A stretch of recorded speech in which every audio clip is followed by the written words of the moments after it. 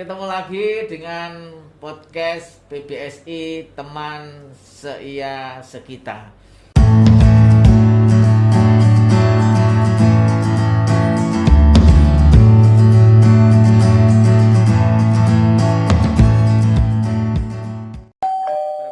Selamat sore, salam sejahtera bagi kita semua.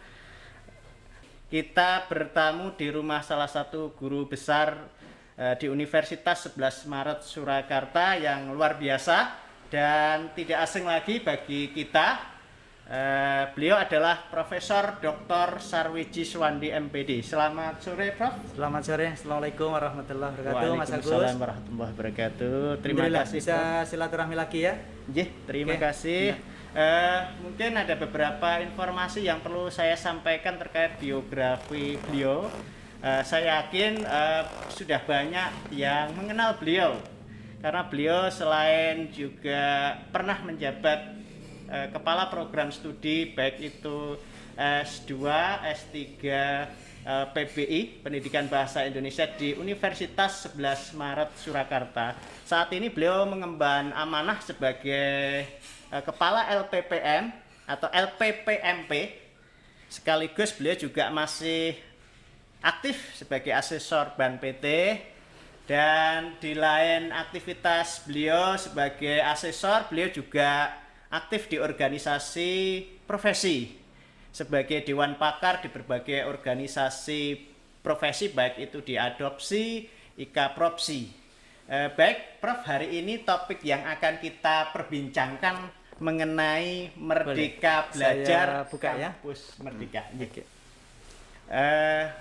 Ada satu hal yang baru, Prof, ketika begitu menteri baru, semangat baru, dan juga kurikulum baru yang bisa diimplementasikan saat ini tentang Merdeka Belajar.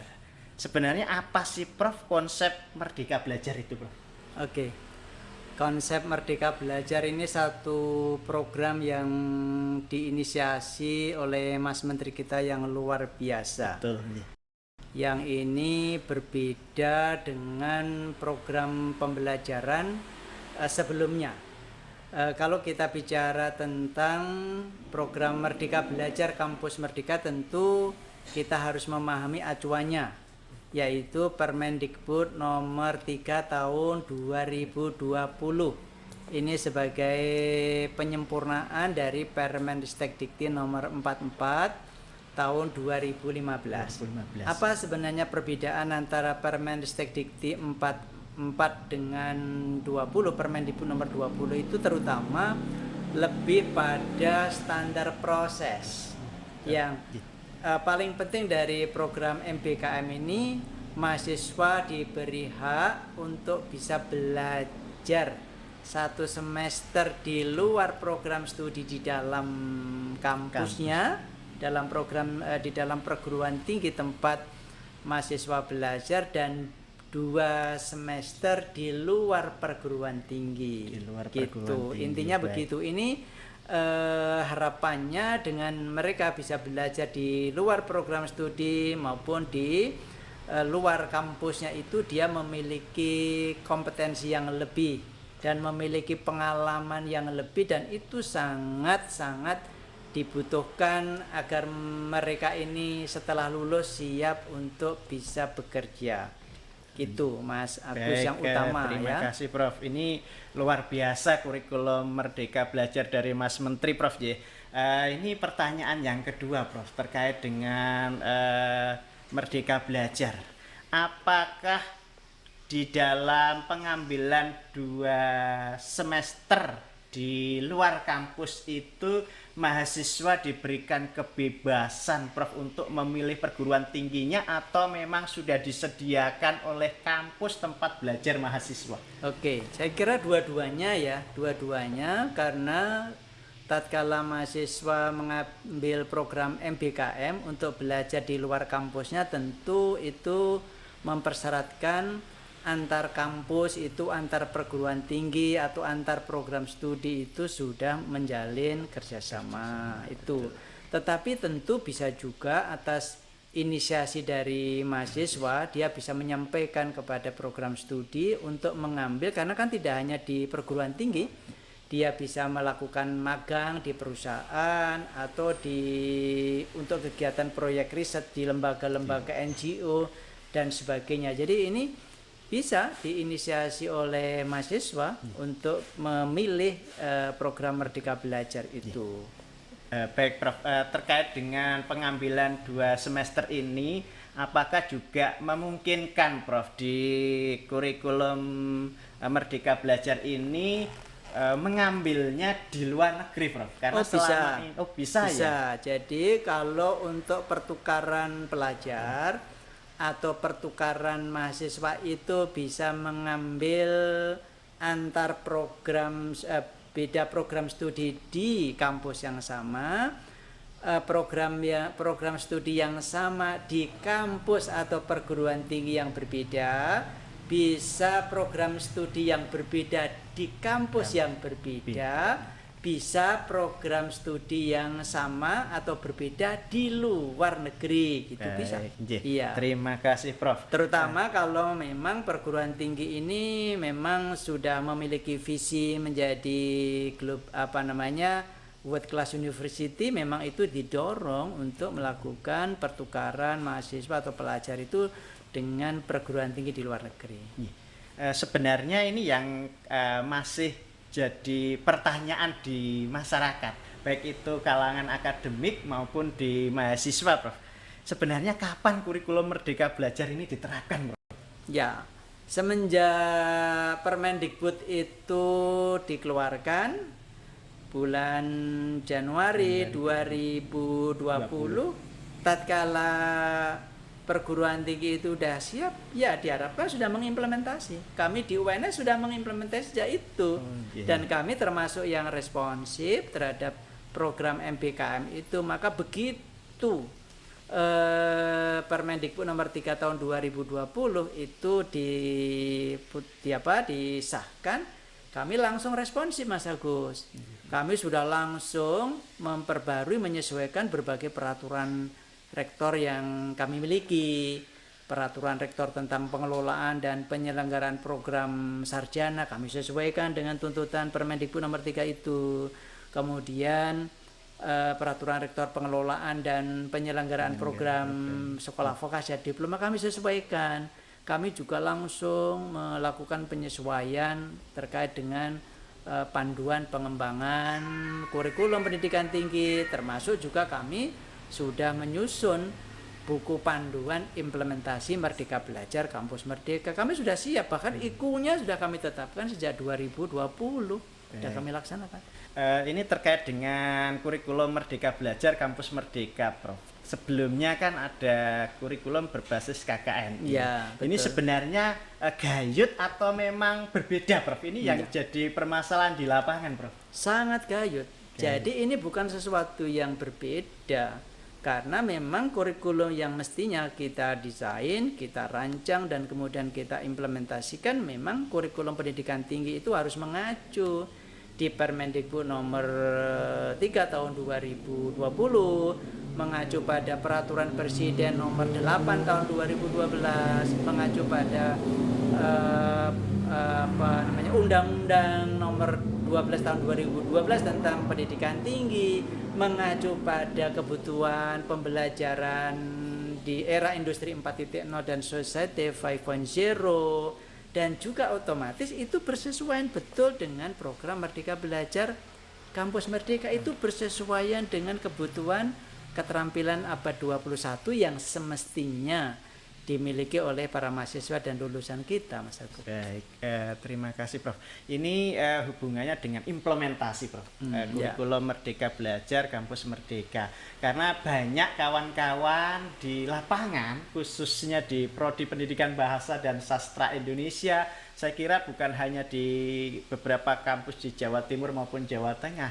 Ini banyak yang bingung ketika mencoba menyusunnya, Prof. Mungkin ada tip atau trik ketika penerapan atau implementasi kurikulum Merdeka Belajar Kampus Merdeka ini untuk masing-masing program studi baik pendidikan bahasa dan sastra Indonesia maupun di prodi lain, Prof? Ya, kalau saya yang pertama, kalau kita bicara implementasi, itu mestinya sudah lebih dahulu kita punya rancangan kurikulum yang baik.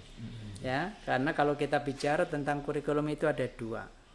Yang pertama adalah kurikulum plan, kurikulum yang direncanakan. Yang kedua actual kurikulum, yaitu kurikulum yang diimplementasikan.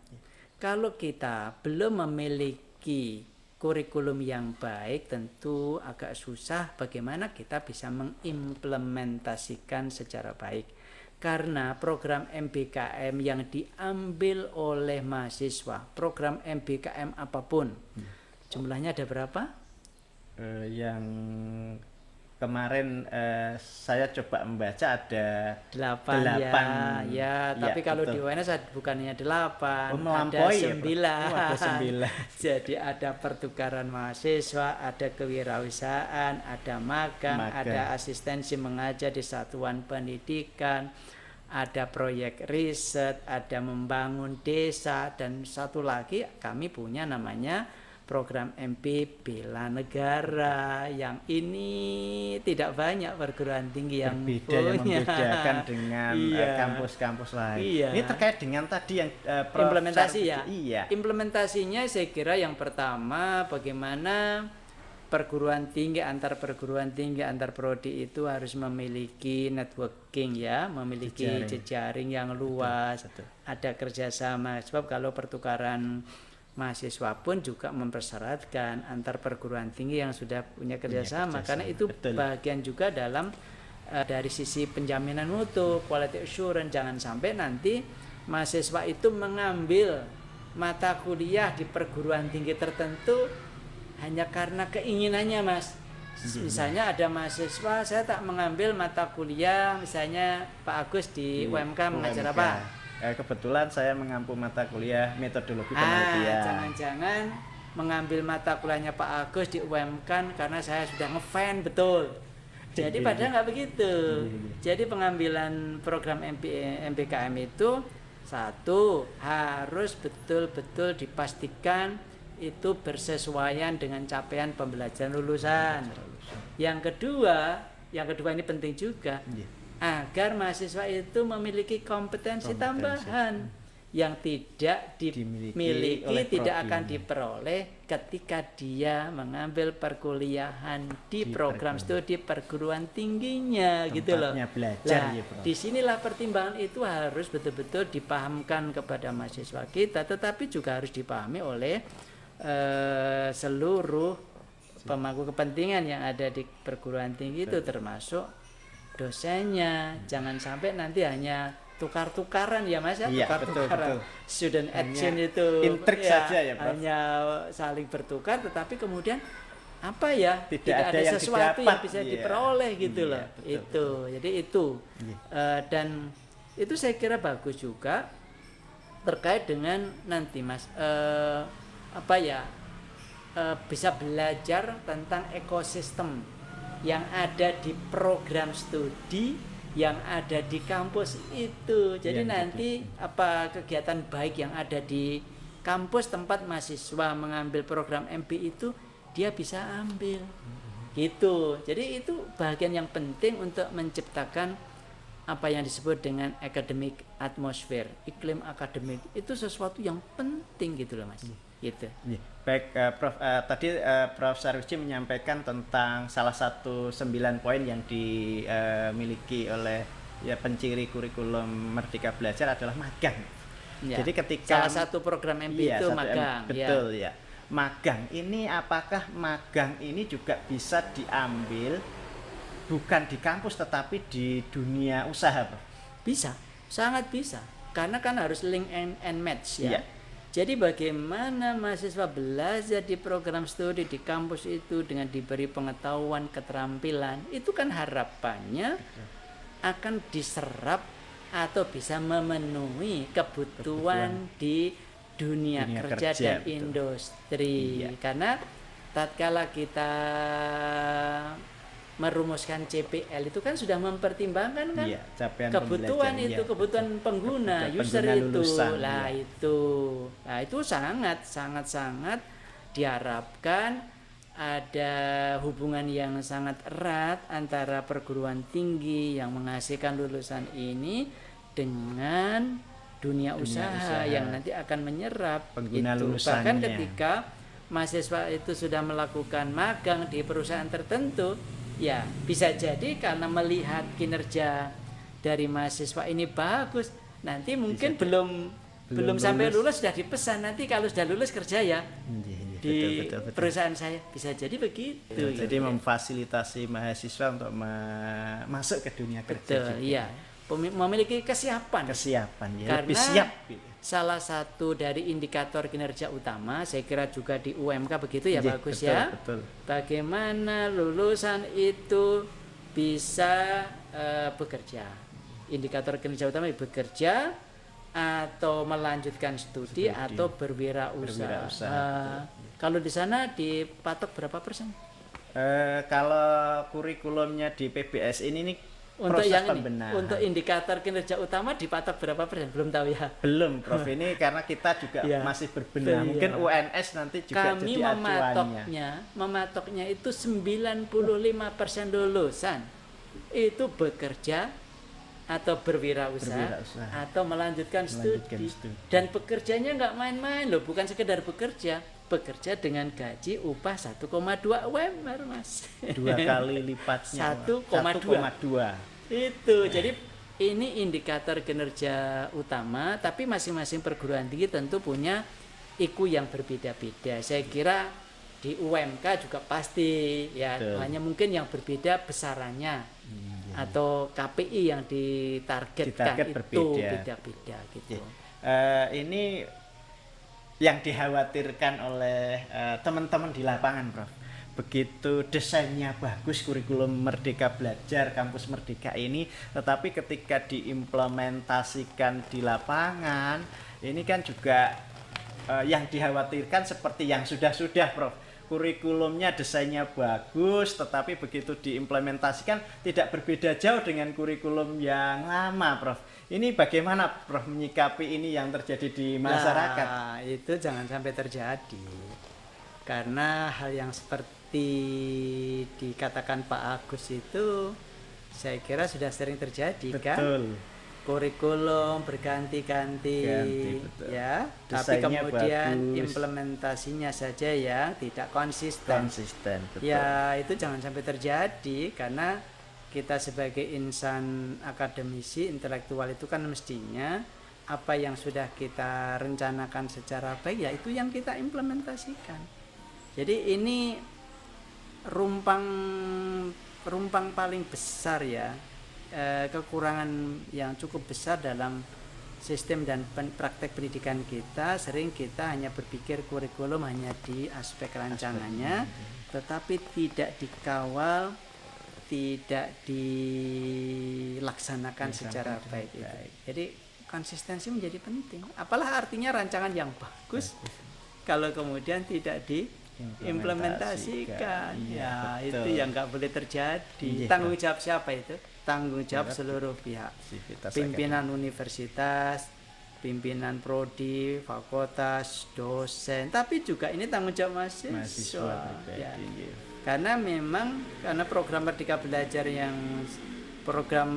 Belajar Kampus Merdeka yang bagus ini ya tentu sungguh pun itu menjadi hak mahasiswa, tetapi perguruan tinggi dan dosen itu punya semacam kewajiban untuk mendorong agar mereka mau mengambil itu loh. Karena ini sungguh pun itu hak, tapi sudah sudah dipatok benar indikator kinerja utama yang 8 itu. Kalau ini betul-betul diserahkan kepada mahasiswa, kemudian mahasiswa tidak ada yang tertarik untuk mengambil MBKM, ya indikator kinerja utamanya nanti nggak tercapai. Baik, Prof. Ini ya terkait kurikulum dan hubungannya ujungnya nanti kan ke akreditasi, Prof. Ya. Apakah memang kurikulum Merdeka Belajar Kampus Merdeka ini juga di dalam indikator akreditasi juga muncul, Prof, mengingat ada perubahan sebelum ada kurikulum ini ada perubahan standar Ya. dari standar sebelumnya menjadi 9 standar, Prof. Ya. Apakah ini memang juga gayut, Prof? Jangan sampai Ya. ketika kita mengubah kurikulum justru ini tidak ada di poin akreditasi. Gayut Mas, gayut. Jadi yang dulu akreditasi itu dengan 7 standar. 7 standar, Nah, betul. sekarang dengan 9, 9 bukan 9 standar. standar tapi 9 kriteria. Kriteria, betul. Nah, kalau akreditasi dulu itu lebih pada orientasi input dan proses. Mas. Proses, ya. Lah yang akreditasi 9 kriteria itu sudah output dan outcome based. Outcome based, nggih. Lah otomatis ketika program studi perguruan tinggi sudah mengimplementasikan MBKM itu output dan outcome-nya itu pasti akan lebih bagus gitu. Itu gayut. Dan untuk itu maka didorong dari misalnya pelaksanaan pembelajarnya harus menggunakan model-model pembelajaran yang inovatif ya, cooperative based learning, project based learning, kemudian case method, kemudian diskusi ya seperti itu, nyambung sekali. Baik, Prof. Begitu muncul kurikulum Merdeka Belajar, Kampus Merdeka, beberapa kali sosialisasi, juga ada program hibah ya. Ya. Yang terakhir ini hibah tentang kurikulum Merdeka Belajar, Ya. Kampus Merdeka. Ini mungkin kami kan proses untuk menyusun ke arah sana, Prof. Mungkin ada satu tip untuk bisa memperoleh hibah tersebut, Prof. Saya yakin Prof. Sarwiji ini juga salah satu bagian penilai di kurikulum hibah, kurikulum Merdeka Belajar tadi. Ya, saya tidak sebagai tim penilai, tapi tips sederhananya harus berbasis pada kebutuhan, Mas. Jadi harus betul-betul bisa diidentifikasi secara baik apa sebenarnya yang menjadi kebutuhan sesuai dengan konteks mahasiswa di UMK. Nah, jadi kalau kita mengajukan program itu tidak berbasis kebutuhan, tentu itu kan akan dinilai kurang bagus, betul, kan gitu. Kurang maksimal. Dan oleh karena itu juga di dalam mengajukan program itu harus berbasis pada data-data evaluasi diri yang baik. Jadi prodi itu strength-nya apa ya, kekuatan kelebihannya apa, weaknesses-nya, kelemahan kekurangannya apa. Tapi juga harus dipahami dari aspek eksternal itu opportunity-nya, peluang-peluang yang ada apa dan tantangannya apa. Nah, disitulah kemudian bisa mengajukan program-program yang memang bersesuaian dengan kebutuhan. Kan ada program Center of Excellence, betul, MBKM dan seterusnya itu ya. Jadi disitulah kemudian ketika proposal diajukan harus betul-betul sesuai dengan itu. Baik, Prof. Mengingat kurikulum Merdeka Belajar ini sebuah keniscayaan yang harus segera dikondisikan di masing-masing kampus, Prof. Ini mungkin sekedar satu kata sebagai penutup, Prof. Apa yang menjadikan kita wajib untuk mengondisikan kurikulum Merdeka Belajar ini di semua kampus di Indonesia, Prof? Iya, satu hal yang saya kira sangat penting, kata kunci itu mahasiswa itu harus dihadapkan pada tantangan.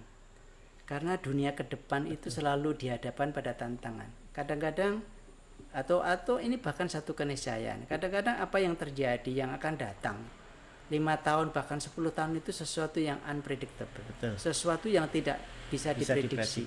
Jadi kalau kita di dalam kegiatan perkuliahan pembelajaran hanya bisa menyiapkan mahasiswa untuk bisa menghadapi jangka pendek ini ke masa kini, itu nanti dia akan tertinggal gitu. Oleh karena itu, melalui program Merdeka Belajar, Kampus Merdeka ini, mahasiswa betul-betul harus bisa dihadapkan pada satu tantangan. Nah, tantangan itu tidak akan bisa diperoleh kalau kemudian dia hanya belajar di prodinya kan.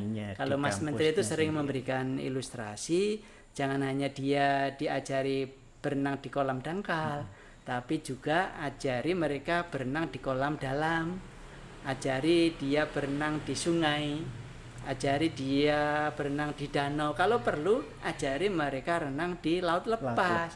Ya. Karena kalau dia hanya berinteraksi hanya dengan dosennya, dengan teman mahasiswa di prodi itu ya, sungguh pun prodi itu mungkin sudah bagus, tetapi kita juga tidak menafikan mungkin di luar sana program studi atau perguruan tinggi sana itu ada hal yang baik juga. Karena saya ingin katakan, saya sampaikan di berbagai kesempatan, saya memberikan narasumber untuk pengembangan kurikulum pendidikan tinggi. Program studi yang baik itu, perguruan tinggi yang baik itu perguruan tinggi yang punya penciri, punya distingsi. Lah, mengapa tidak kalau anak-anak kita itu kita dorong juga untuk bisa dan mau belajar di tempat lain, bukannya di kampus tapi di luar kampus, itu dalam rangka dia siaplah menghadapi tantangan gitu loh Mas. Lah itu oke gitu Mas Agus. Terima kasih Prof, sudah banyak ilmu yang disampaikan kepada pemirsa podcast PPSI UMK Teman Seia Sekita. Baik Prof, ini karena sudah 30 menit cukup ya. Ini saya kira cukup Prof. Terima kasih banyak. Mudah-mudahan apa yang Prof. Sarwiji sampaikan ini bermanfaat, khususnya bagi pemirsa podcast PPSI UMK.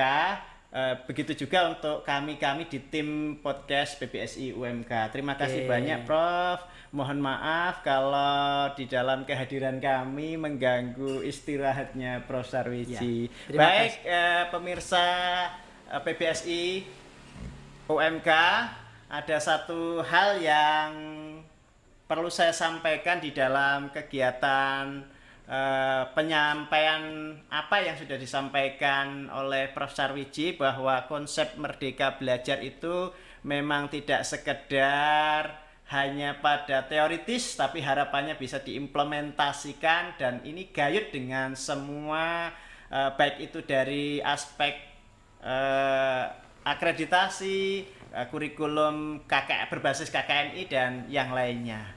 Baik, sebelum saya akhiri, mungkin kami dari tim podcast PPSI UMK mohon undur diri Prof.